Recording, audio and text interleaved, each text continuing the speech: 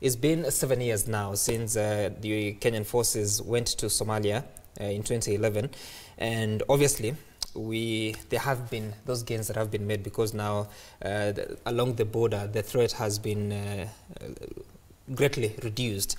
But do you think we now have a proper strategy? I remember one of the questions that were being asked during the 2013 and 2017 election was the strategy of KDF in Somalia. The opposition was for we should now pull out the forces from that country.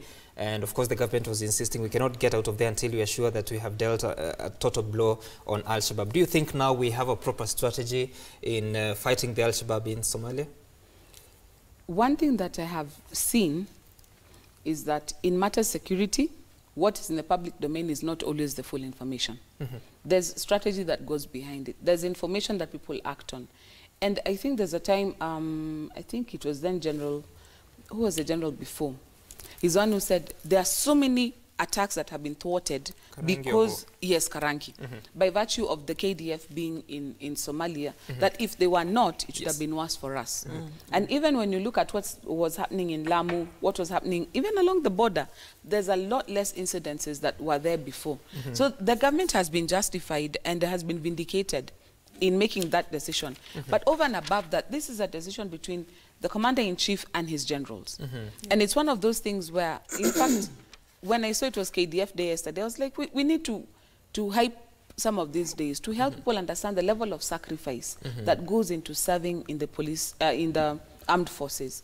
Because right now, with what is happening, like what happened in Arabia Secondary School last week, something like that would have been one that went through the cracks. I'm being told that they're even creating physical barriers along the Kenyan border and the Somali border to keep Al-Shabaab out. So there's a lot going on that's not in the public purview.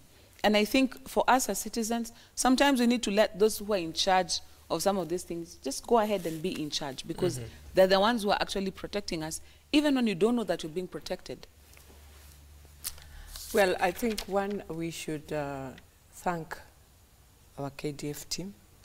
I know there are many families who have lost their sons and daughters. I'm wondering what strategies government has put on for their children.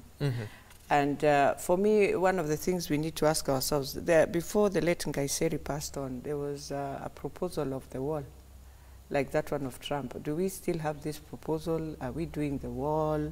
Or did we stop? And it's being done.